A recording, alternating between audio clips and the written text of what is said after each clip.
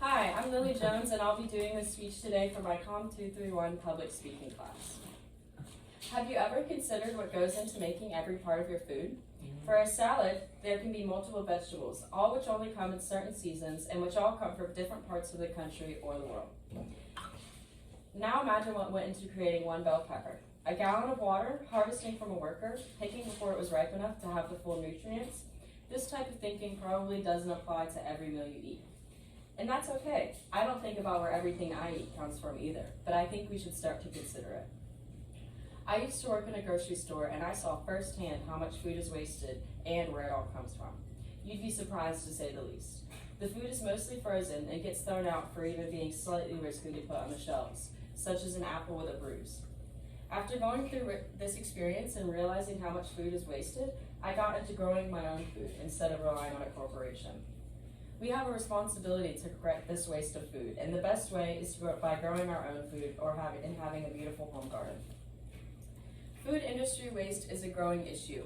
In a study published in the San Francisco Library of Science, it was estimated that food waste accounts for 1/4 of freshwater consumption and 300 million barrels of oil every year. This conclusion was made by comparing how much Americans consumed with how much food was produced and by what means. This is just one example of how food waste harms our earth. The same study also found that our food waste has gone up over the past few decades, by more than 50% since 1974. Though the fruits and veggies at the store are not bad for you, they're picked before they're fully ripe to help ensure freshness. This pre-ripened picking takes away a lot of the nutrients we should be getting from our food. Once picked, fruits and vegetables lose their source of nutrients. Then they spend up to a week in transportation, a couple of days on the shelves, and then probably some time in your house as well. One study published at the University of California Davis found that green beans can lose up to 77% of the vitamin C they have during this period.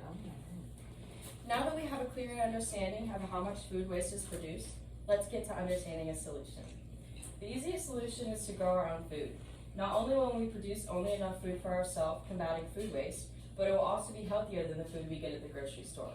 Growing food at home or in a community garden also saves you money.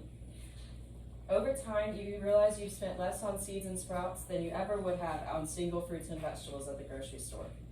That's even more nutrients for much less cost.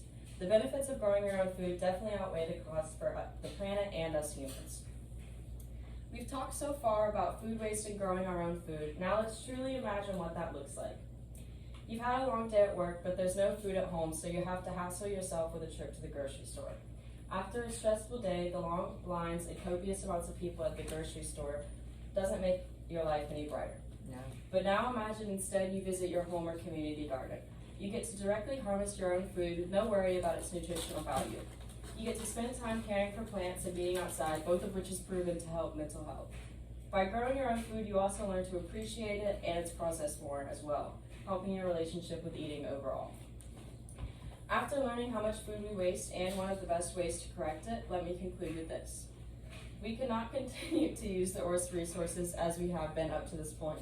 As human consumption increases, we have a duty to figure out how we can reduce ours.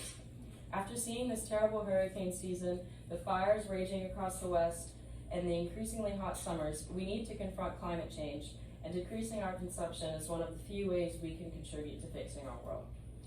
I urge you to create a home garden or join a community garden to make the earth and yourself feel healthier and happier.